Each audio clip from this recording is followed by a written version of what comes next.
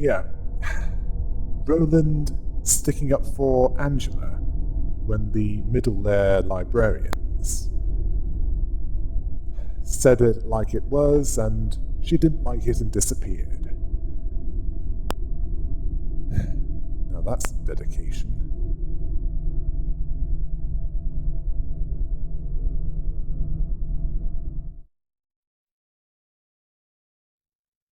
Next we have the Index Proselytes. Now we've seen a brutal subsidiary of the Fun, the Kurokumo clan. Now we see the Index. Of all of the fingers, they're one of the more, if not the most, mystical of them. The reason why I say this is that they don't kill unless they have a valid reason to do so, such as if they're threatened or if a prescript is violated. What are prescripts, you may ask? Well, it's what they demand those that they protect do. An order delivered by Yan and other messengers. While other fingers demand protection money, the Index demands that those under their protection do what is written on the prescript. Simple enough, right? It isn't. Some of these prescripts can be quite vague, and at times insane sounding. For example, it could tell you to burn the first person you see. And it doesn't say how you burn them. So it could be carried out by simple fire, burning them alive, or it could be some chili product, such as, I don't know, something involving ghost naga chili powder. While some might be much more specific on the other hand, such as dance in your underwear in the middle of the second crossing while singing Bohemian Rhapsody. Well, no room to move around with that one, no matter how humiliating. Although some might drink some booze to not care about how embarrassing it is. Yeah. Hopefully you get the idea now. There's also no knowing how, where, and when a prescript will appear. It could be delivered directly to the person in question as easily as it could be in their mailbox, or even something that they were about to eat. And if these prescripts aren't carried out, and some of these are time-sensitive and have specific conditions, a prescript is sent to one of the proxies with instructions to brutally murder the one that fails to carry out theirs. Now, think of the prescripts as paying protection money, or what they'd consider taxes. The Index doesn't accept money. Those under their protection failing to carry out the prescripts is the equivalent of tax evasion, and the punishment for that is execution. Yeah, I know, harsh, isn't it? It's said that following the prescripts would bring benefits to the Index, although their source is unknown, at least to most of those zealots. They might sound like they were randomly written, but there's a purpose behind it. It's also not recommended to question where the prescripts come from, or to try and locate the source, as that's also cause for the proxies to deliver painful death. Even the lower-ranking proselytes believe deep down that their orders are shambolic and morally questionable, even by that city's standards, even questioning the sanity of the source of them, but even so, they wouldn't dare question them openly. they'd keep it to themselves. The story continues somewhere in Elkorp's nest, specifically in a residential area. Jan was delivering Miss Lala a prescript. It said, "To Lala, put 3 needles in Lily's birthday cake by noon tomorrow." This was a reference to her neighbour, Mrs. Lily, who had a birthday the next day. This made her feel unsure and uneasy. Jan was unsure himself. Lala was worried that Lily might bite into one of those needles and get hurt. Jan was hopeful that the needles would be noticed before she ate them. He also advised her to tell Mrs. Lily in advance that there are needles in her cake.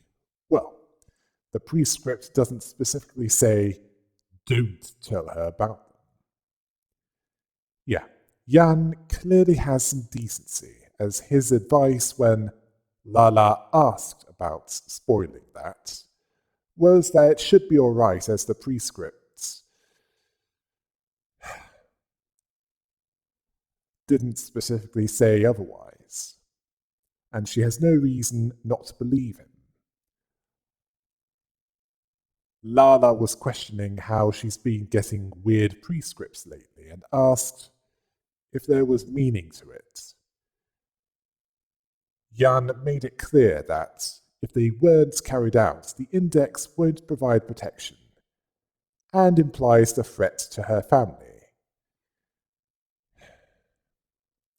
upon failing to carry them out. He hopes that she can carry it out smoothly. And this was one of the more cooperative of the index's clients. Then he delivered the next prescript to Mr. Lee Diokgu, who was a little irritated by what he was supposed to do, clinging to Jan, despite Jan not being able to do anything about that for him. This prescript said, "Play rock, paper, scissors with the third person you meet, and play rock.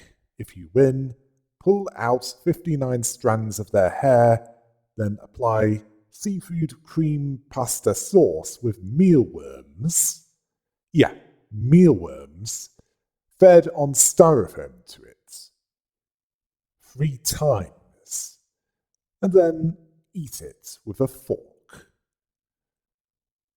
Now, that would be awkward if they were bald, as the places with the most hair would be... I'll stop there. It's disgusting with the first part, never mind the rest of it.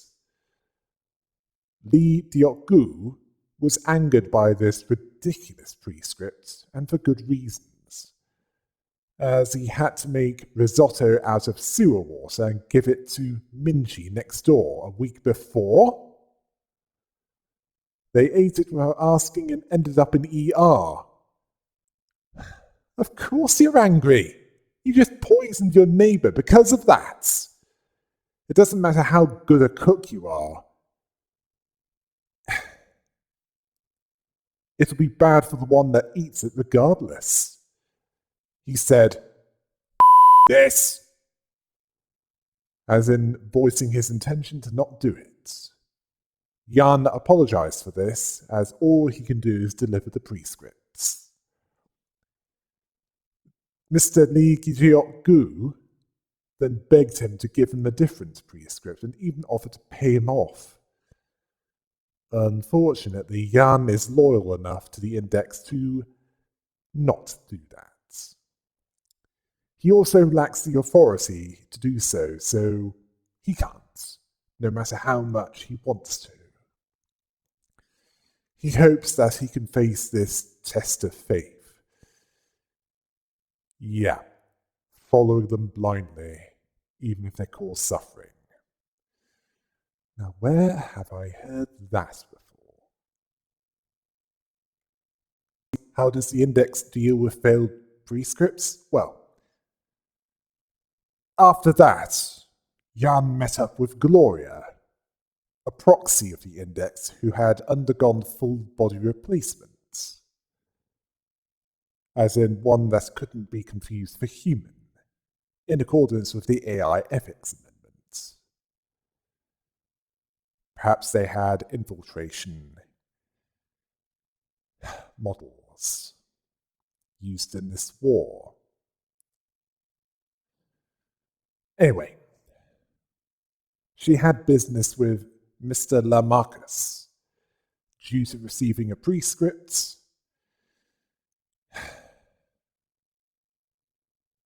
Well, they arrived at his home, and Jan tried the subtle approach with getting in. Gloria simply bashed the door down and located Lamarcus, who was begging them regarding a tiny issue. That tiny issue being that,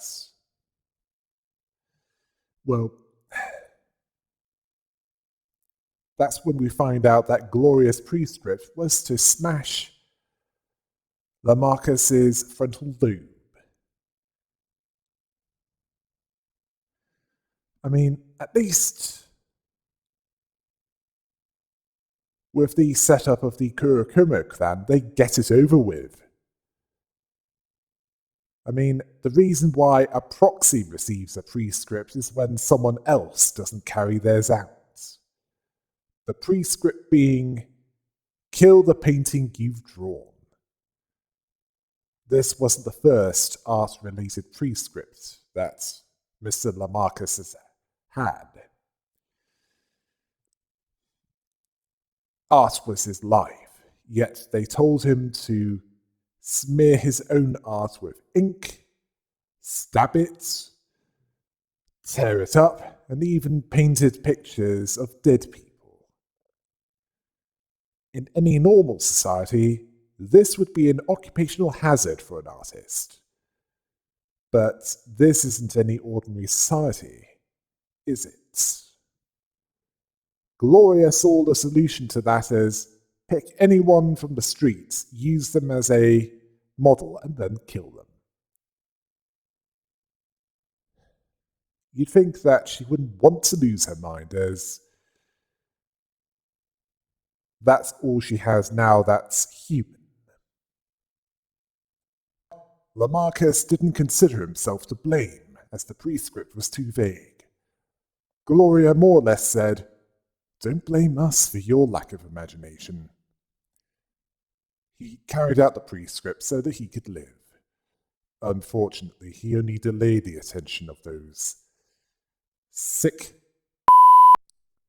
Other prescripts that he carried out was relay numbers to Ruina, moving a unicorn plushie to a park, probably picked up later by any scavenger that found it first, even finding a way to see green from a white wall for Haiyin, probably involving some kind of green lens.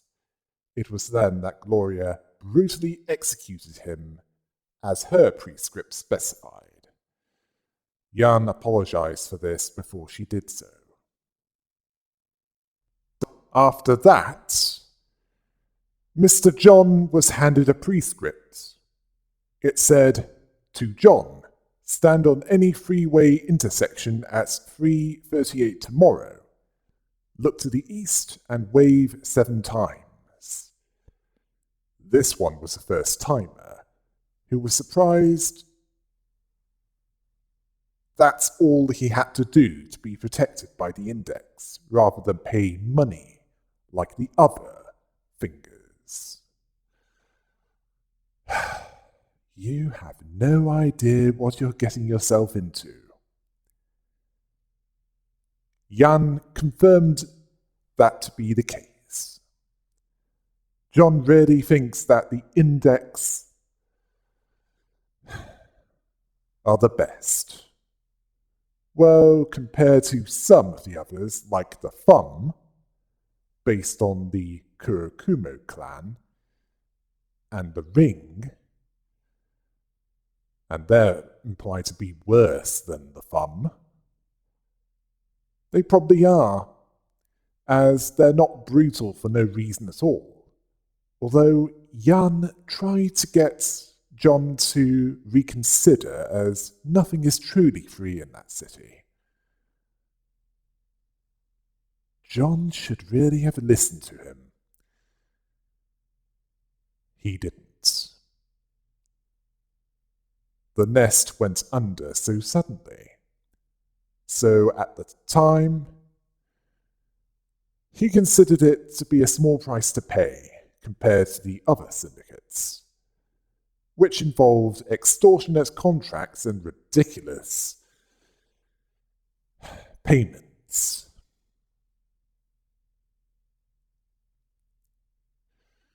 With consequences that can involve losing limbs if the obligations aren't met. So, if it meant that he and his family were safe, he believed that he could count on the Index. After that, Jan gave up trying to dissuade him, mostly because he saw it as pointless. Sometime later, Jan met up with the proxies. Gloria, along with two others, Esther and Hubert. He delivered a new prescript to each of them. This surprised Gloria, as they've been delivered a lot more lately. Jan can't do much about that, and it's not like they cared about how many they got anyway.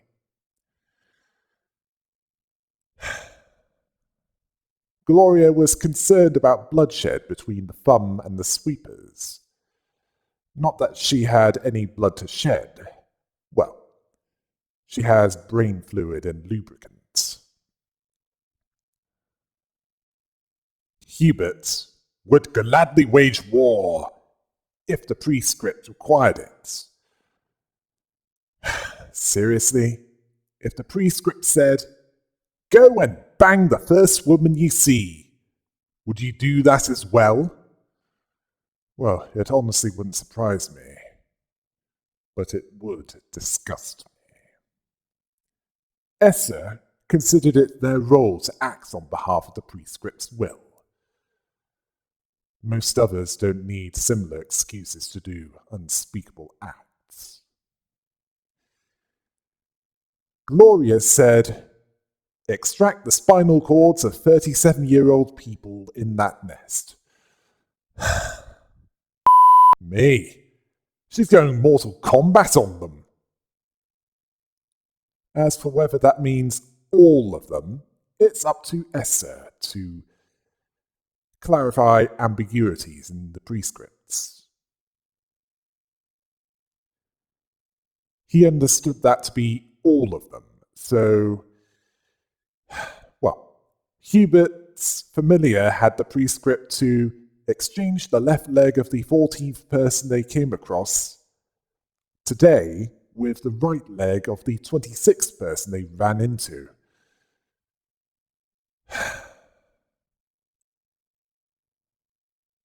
Yeah. Gloria was disturbingly excited as these prescripts were so out there. Then they received a more straightforward prescript, and these are comparatively rare, which said, "Eliminate the thumb in that nest, no time limits." Well, if they fail, they'll be killed by the thumb before the proxies can be sent to do so. After that, Esther had a prescript that said, "Send his proselytes into the library." Yeah, I think you know where this is going. Then we switch back to Roland, who was dreading the coming of the Index. Angela observed that the prescripts were often vague and needed clarification.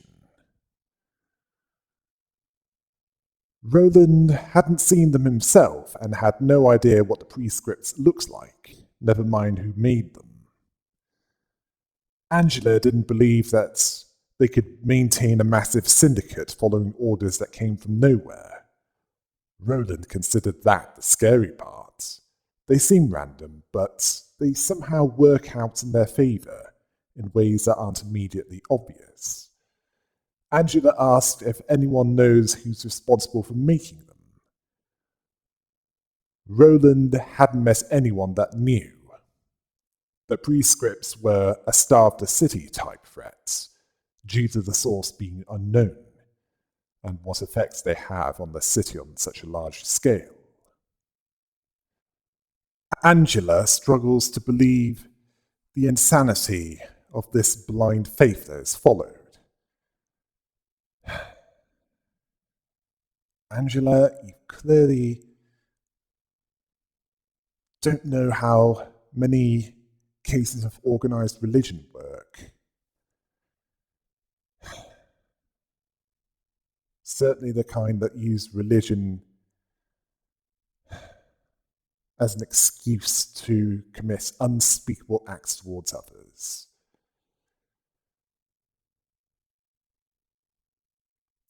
As far as Roland is concerned, that's par for the course with the city. They follow the purpose of life given by others without thinking twice. Some are willing to follow any voice that points them in a direction, as long as it gets them somewhere, even if it kills them, even if there's a war between the Index and the Fun. Life is the least of their concerns. Since when had life been worth anything there? Probably long before the head took over. Angela asked if it can truly be called a war, if it's a conflict between syndicates rather than wings. Roland then explained that the Fingers are a power in the backstreets that rivals that of the Wings. When hundreds of Finger affiliates all clash at the same time, it's definitely war, considering the scale and the mess that's left for the sweepers. It's certainly going to be noisy in District 12's nest. After that, the Index Proselytes were ushered into the library, and the librarians took them down. This was not going to be the last the library will see of the Index. Next we have the Queen Bee. When the puppets were dealt with, it was mentioned that some abnormalities have minions, much like some distortions. This abnormality is one of them. The Queen Bee, which is a massive beehive that looks like sliced meat with a distorted, cycloptic face, with vestigial wings. If the result was not good, when in the facility, spores would infect all within a certain radius, and if they died because of those spores, they'd turn into drones. Yeah, that was how it worked in the facility, with this Nicolas Cage fever nightmare. In the library, on the other hand, she is much more dangerous, and has workers already there. The worker bees are driven to protect the queen with haste, to feed her with honey, to make more drones to continue the labor, putting the queen's safety above their own, killing those that try to steal their honey. The queen bee is pleased with more drones that could be made. She demands that they supply her with honey. She is concerned when all the drones are dead, not because she cared about them, but because her kingdom needs them. Malkuth warns the others not to inhale the spores and understands that they need to break the queen bee down before they're broken down. Her assistants understand that the queen bee wants more drones, worrying about the workers crushing them, and are unsure what the spores are. Their response can vary from feeling guilty for ruining her kingdom to being glad that they didn't become a bee. The queen bee stage is a large yellow room with honeycomb wall and floor patterns in the background. Reminds me of the hive in Hollow Knight. They have bees there as well. After that, Angela, accompanied by Roland, went to the floor of history to get a report on how the compilation of history has been going. Although Roland wasn't as professional in his attitude as Angela was. Malkuth made it clear that she won't be afraid of facing Angela anymore. Angela didn't give a She just wanted a progress report on the compilation of history. Malkuth knew too little about the city that she lived in, not just the parts where she was born and raised. She saw that a comprehensive timeline of the city's history wasn't able to be compiled. Well, the basics are understood, just not the specifics. It was then that Angela said something that was uncalled for, that it was an impossible task for an inept, talentless, over-enthusiast like her. Well, it wasn't as if she had a choice in that matter, was there? It wasn't so much an impossible task. The problem was that the big and small events seemed to form a coherent history, but there were alarming gaps between such events. Gaps so large that they couldn't be sorted out clearly. What gaps were they? How the head rose to the top? How the syndicates ruled the back streets? How the singularities were created? What happened before the conflicts against the AI? Those are a few that I can think of. It's hardly her fault that the gaps are there. She could only work with what she had. It's as she said. It's like no one properly remembered their history. Or, as Roland would put it, they refuse to. Yeah, those that don't learn from history are doomed to repeat it. Whether it's because they don't learn from it or willfully ignore it.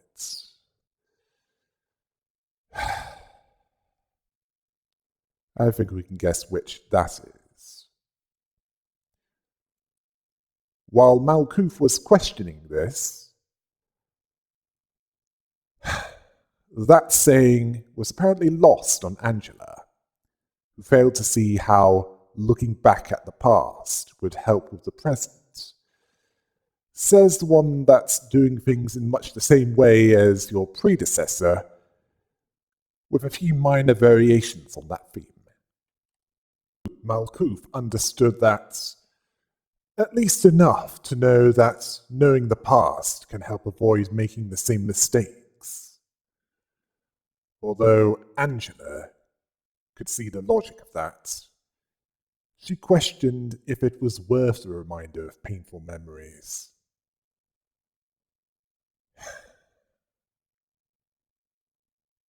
Roland understood why they wouldn't. They barely have time to reflect on themselves, and that time has only been getting shorter, which makes it even harder to read about things that happened before they were born, especially if those involved aren't directly related to them. Well, considering what Yasud said about humanity getting closer to the self-destruct button, you're not wrong about that, Roland. And based on what happened with the Mola office, I doubt that being related to the one that it involved would make that much of a difference.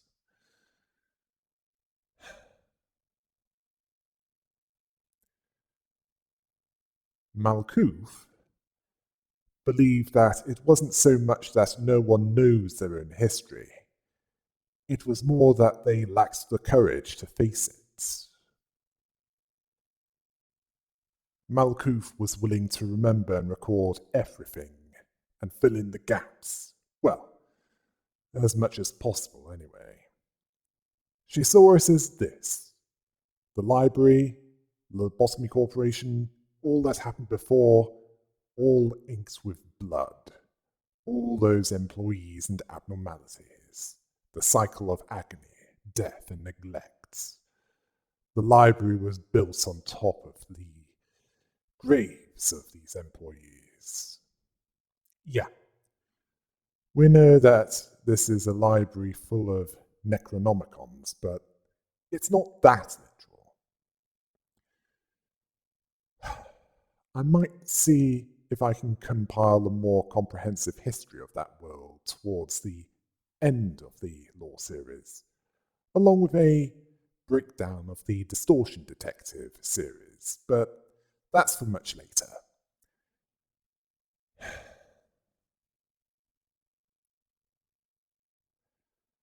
Angela saw her as no exception to this. Malkuth didn't argue with that. She saw herself as no different from anyone else, along with the rest of those within the city. That included what they did with Carmen in her first life, all the things she did with Angela in her second life. She would carve all that pain and sorrow on her heart. She then confronted Angela with the following statement: that she was the one trying to run away from the past. She was refusing to face it. Angela failed to see the point. If all those pasts were going to be the same anyway, all variations on the human kills another and causes an event resulting in a change theme, she sees that the library's history stands out, as there, non-humans are the ones killing humans. She fails to see the significance of the record that she's trying to make. Then why tell her to work on the city's history in the first place? Why give her such a Sisyphean task?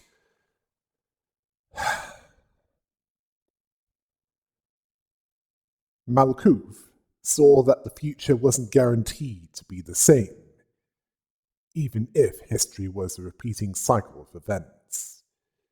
If history repeats itself, they couldn't let that sacrifice go in vain.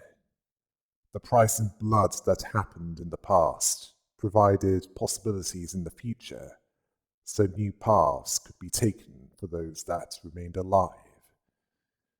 She's sure that Angela's history began with such a path.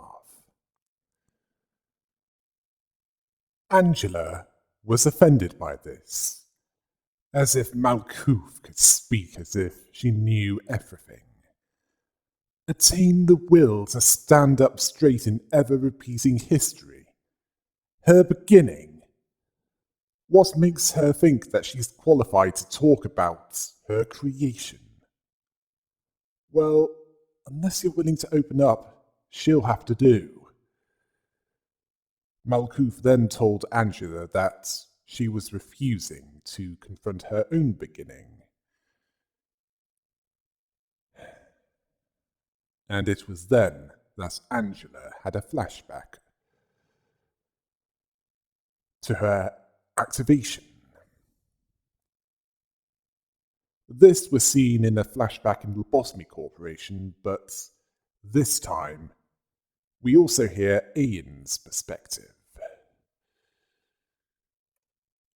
Over 10 years ago, Benjamin told Ian that she's nothing like her.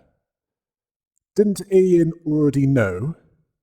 Did he put in all that work for a vending machine that dispensed soda at the press of a button?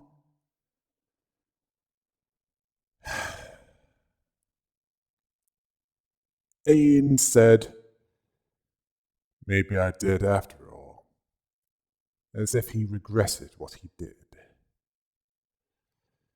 Benjamin then told him that he should at least give her a name. Even when he made a face like that, it would do nothing. It was an unspoken rule that the creator names their creation. Ian was cold and said that he couldn't care less about a machine's name. Benjamin told him not to dump his job on someone else. He was the designer.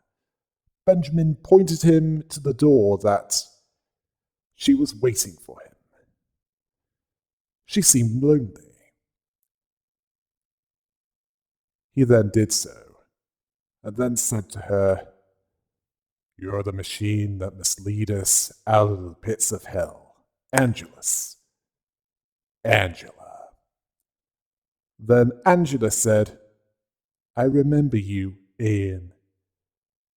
You are a person with a warm smile." Well, at least that part of her template was Carmen. But Ian told himself,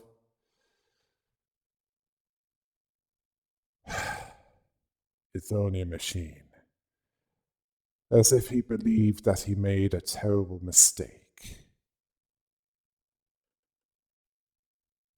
Angela asked, "What did she do wrong?" "Nothing. Ian went through all the trouble to make you, breaching a law that would have resulted in the head delivering an entire army consisting of arbiters, claws, and possibly R-Corp mercenaries to destroy you, if you were found out. And in the end, you didn't meet his expectations. That, and it was possibly bad taste to him, considering what you were made from." While Ian left the room, Benjamin stayed and was kinder towards Angela, being what Ian should have been. Benjamin believed him to not be ready yet. He needed more time.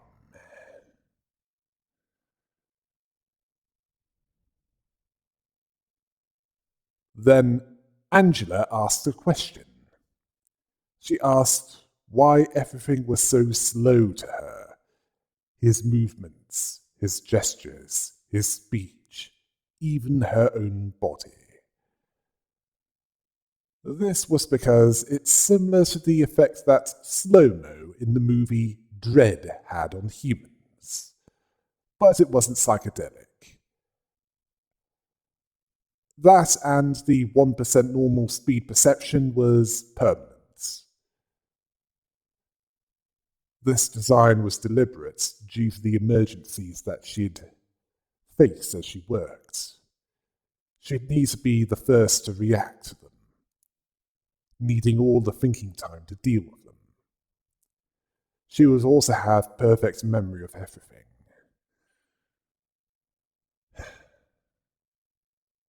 There's something else I'm thinking about this. Parents can be so... They can be so cruel sometimes. I mean, if you had a perfect memory of everything, including traumatic events. That would be hell, wouldn't it? Well, not much worse. As for what her work would entail, she'd see soon enough.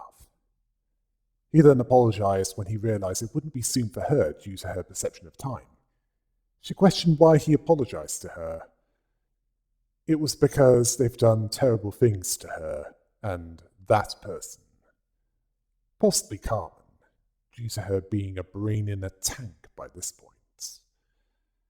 He then went on to tell her about Lobotomy Corporation and the city, along with the back streets, where the sweepers and fixers lived out their lives tangled in vomit and waste, unravelling their sickening tales, some more disgusting than others. Those in the outskirts, those considered below even the standards of the back streets, implying that there's some kind of an offence to keep people out. Those that try to break into the city, while people already within the city throw their lives away trying to belong to a nest. Or at least something that provides at least the illusion of security.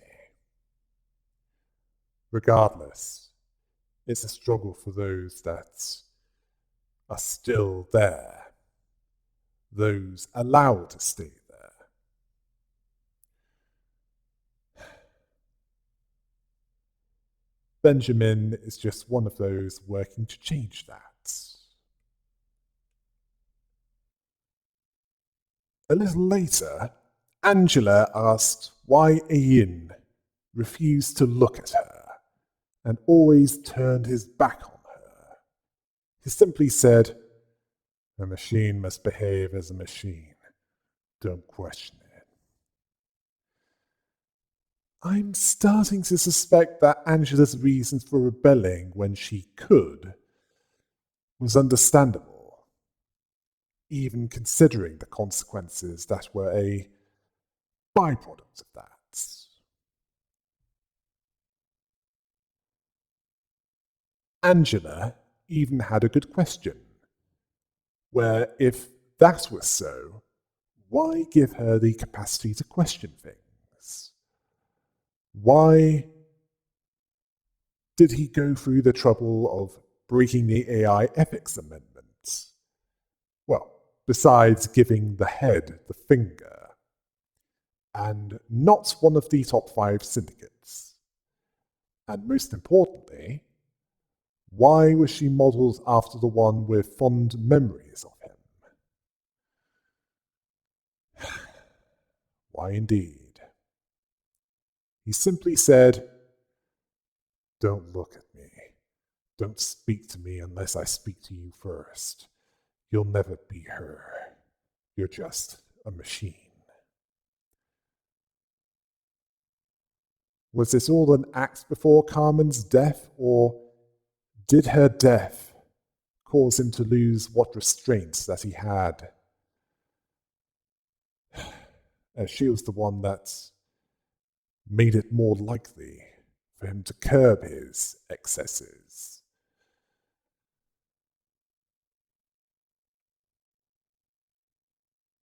Angela asked Benjamin, the only one that didn't treat her like a kitchen appliance, if it was wrong to be born as a machine. He considered it so to some, but he didn't mind it, at least. It didn't matter to him. It's not what determines who she really was.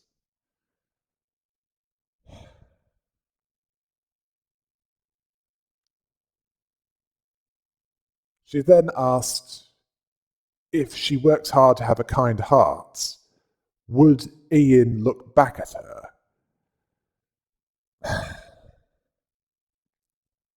Benjamin believed that he would eventually. In the end, that was about as likely as the Wings deciding to clean out the back streets of all criminal elements. As without them, who would be left to exploit and bring fear to?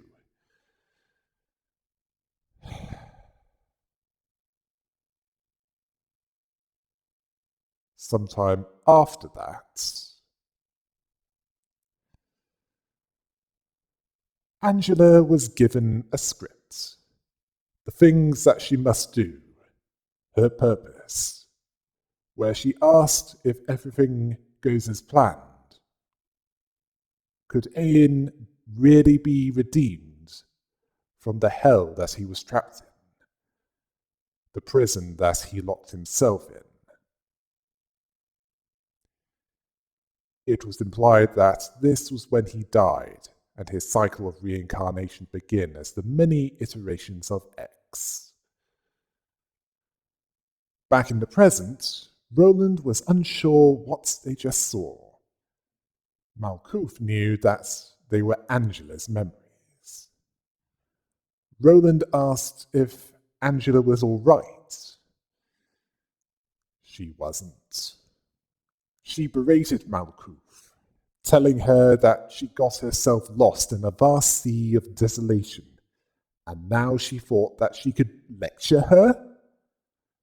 That she was trying to boast to her that she had someone to look after her in the end? Then she wielded the power of EGO, and the floor of history was rumbling with her emotional meltdown, telling her that she's being ridiculous.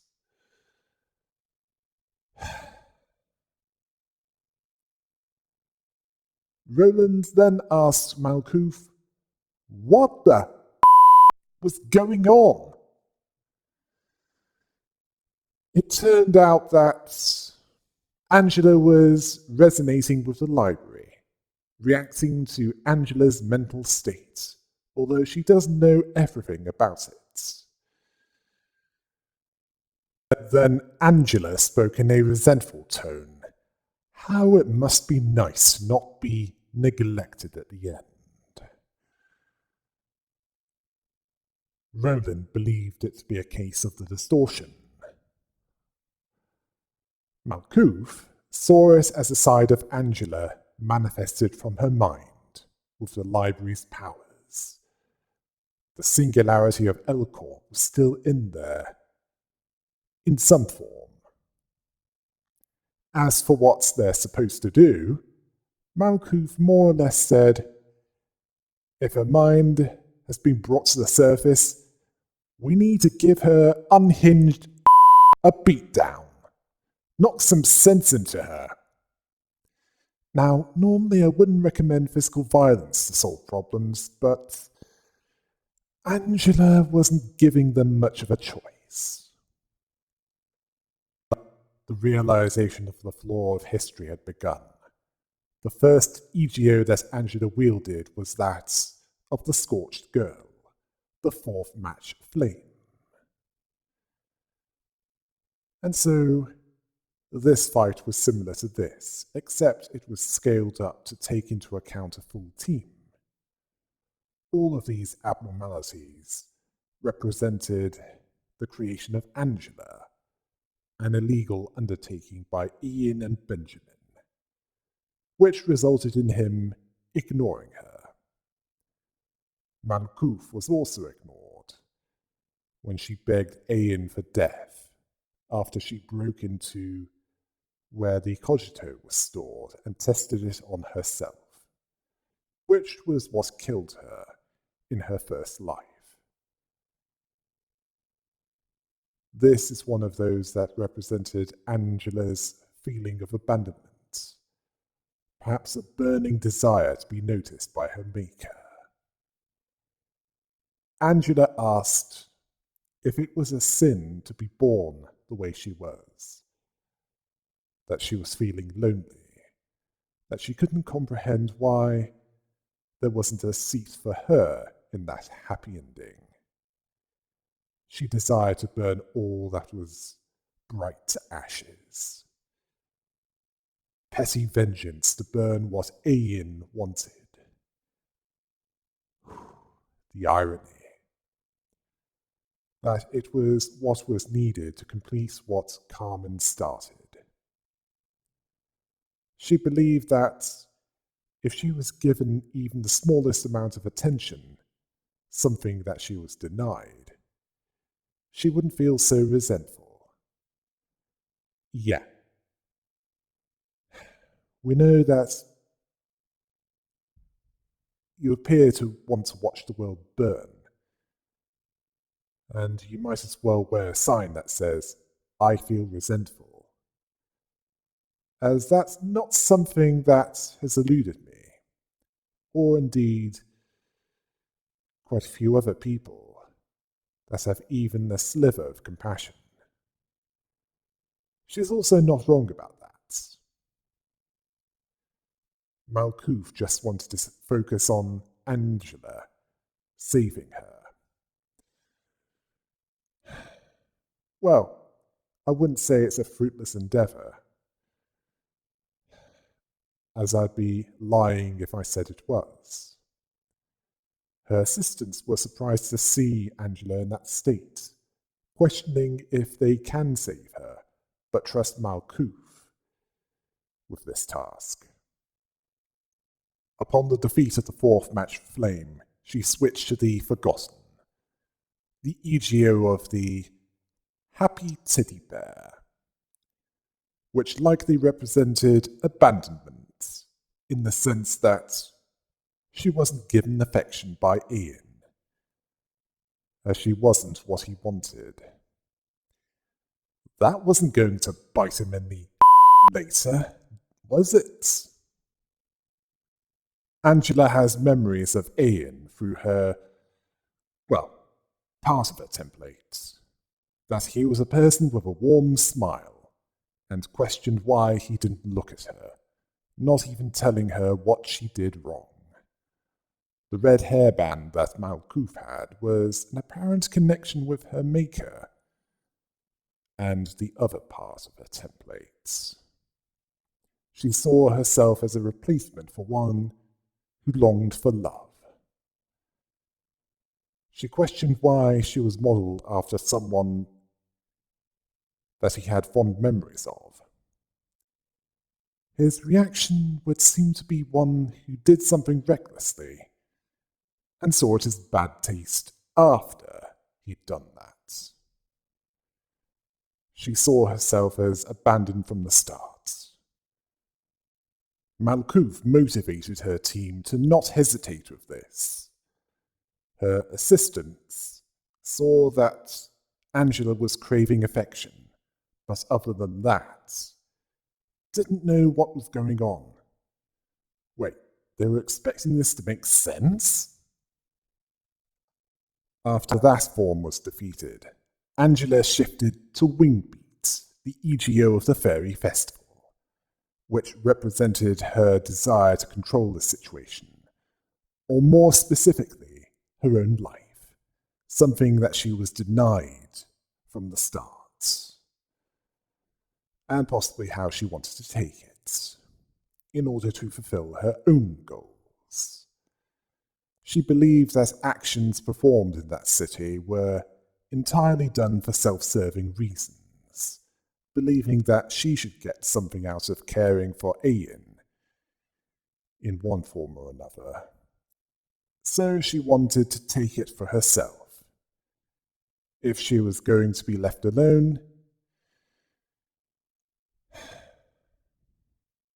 well, she saw kindness as weakness, as it was only rewarded in fairy tales. She would not help others without getting something out of it. She saw that the blood spilt in the past would open up possibilities. She saw that as something that a scavenger would eat. She wanted to take from others to make her empty hope more substantial.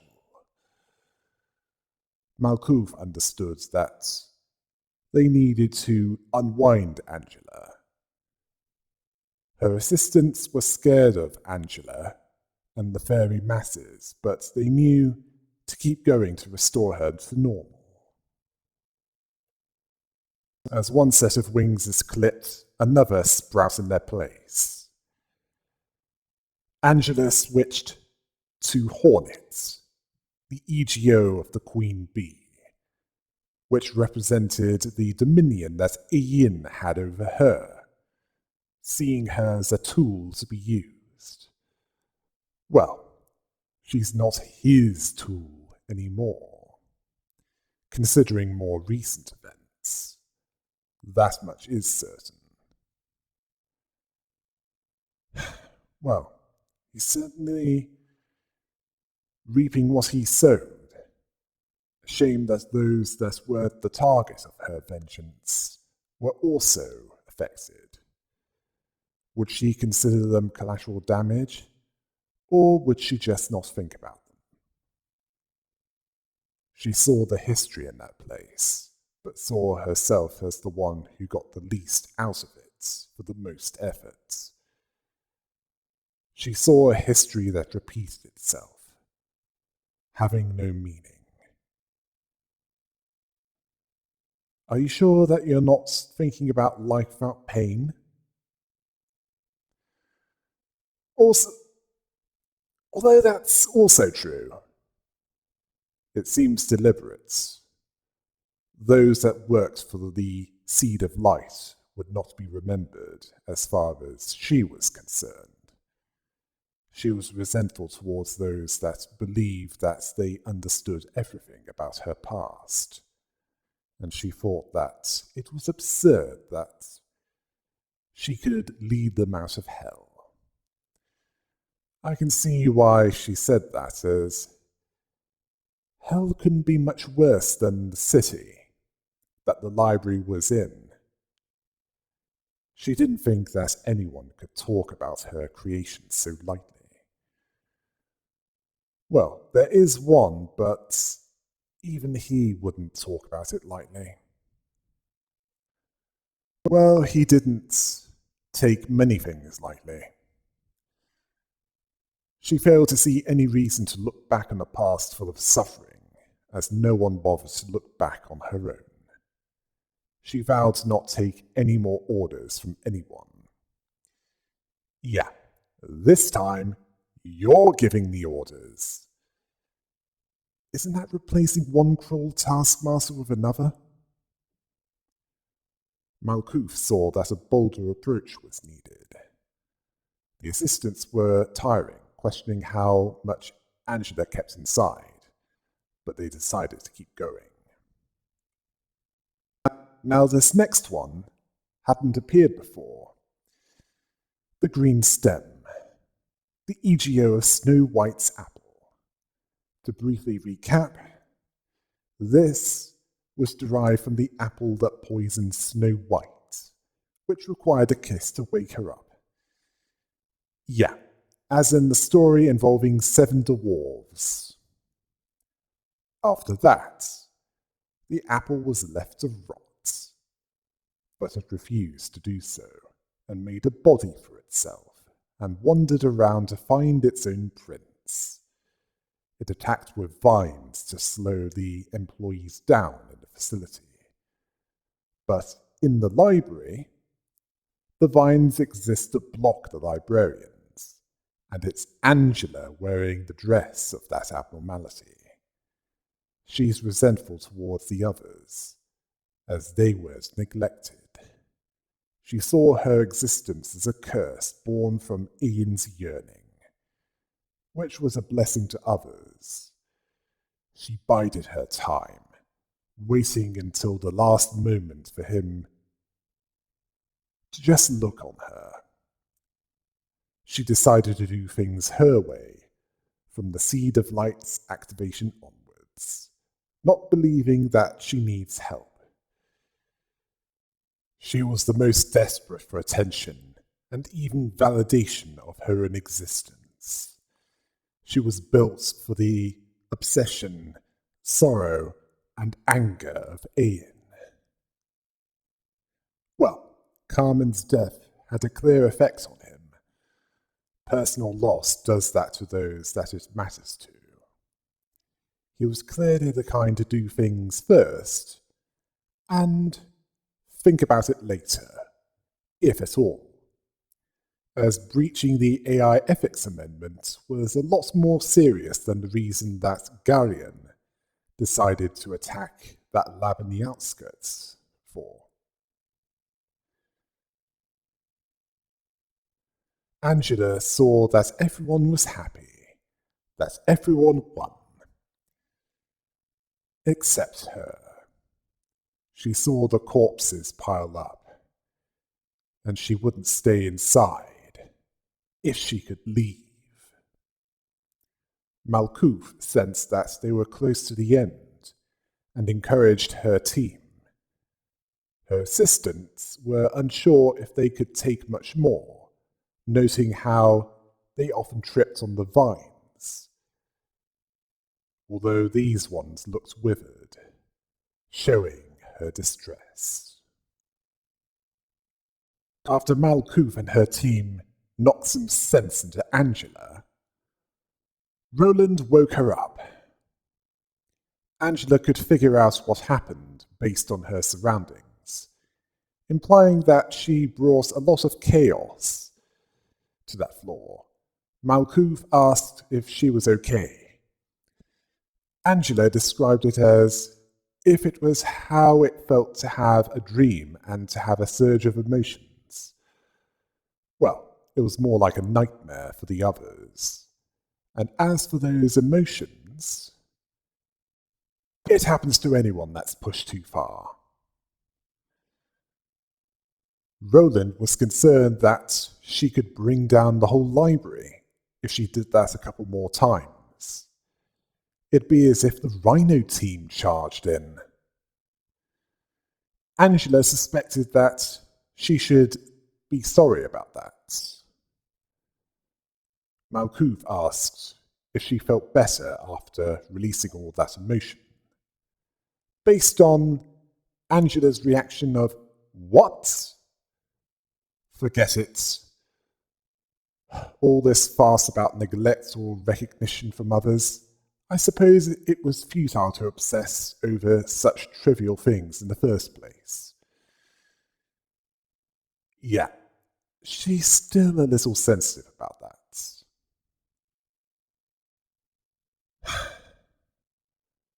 Malkuth agreed, saying that the only one that can truly care for her is herself. Hard to tell if she was seeing that as ridiculous or if she was being serious. Angela was irritated by Malkuth's shameless lectures. You might want to check your own words to make sure that you're not doing that yourself. Practice what you preach. Where she won't expect anyone to look out for her from now on.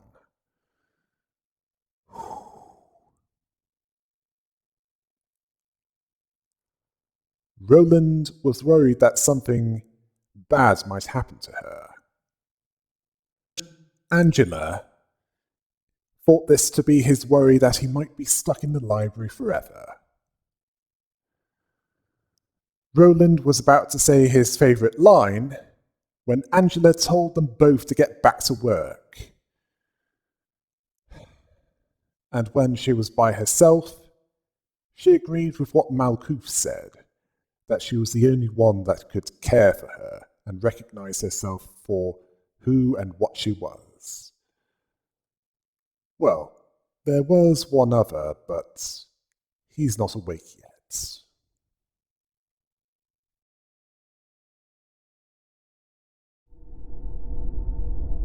Next will be something overall more disgusting, along with a continuation of a rather tragic story arc. Until next time. Hail the rabbit!